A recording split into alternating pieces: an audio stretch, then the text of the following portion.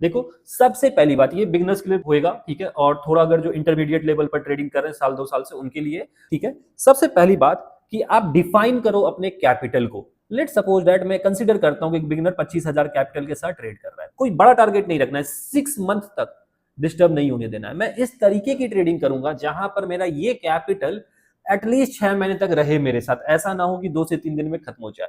तो उसके लिए आपको सबसे पहले एक एसेट क्लास डिसाइड करना होगा। मतलब एसेट क्लास फॉर एग्जांपल कि आपको किस सेगमेंट में ट्रेड करना है। क्या आप क्रिप्टो के लिए जाओगे, क्या आपको फॉरेक्स के लिए जाना चाहिए, या फिर आप स्टॉक्स में ट्रेड करोगे, या आप ऑप्शंस करोगे, ये डिसाइड करना पड़ेगा आपको। तो मैं कोशिश करूंगा, मैं आपको अपने एक्सपीरियंस में बोलूंगा, आप थोड़े लो रिस्क एसेट्स में जाकर ट्रेड करो। तो एज पर नाउ एग्जांपल मैं लेता हूं स्टॉक्स के लिए, ठीक है, कि आप स्टॉक मार्केट में आते हो और स्टॉक्स में जाकर आप निफ्टी 50 के अंदर के स्टॉक्स में ट्रेड करते हो। तो सबसे पहली चीज समझो, अगर आपका रिस्क 1% से लेकर 5% तक है ट्रेडिंग में पर ट्रेड, तो आपको कोई भी नहीं मार सकता इस बाजार में।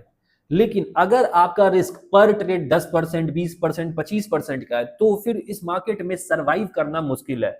मतलब अगर 25,000 का कैपिटल है आपकी और आप एक एक ट्रेड में 5-5 हजार रुपए का रिस्क ले रहे हो, तो ऐसे केस में आप मार्केट में कभी भी प्रॉफिटेबल नहीं हो पाओगे, मार्क माई वर्ड्स।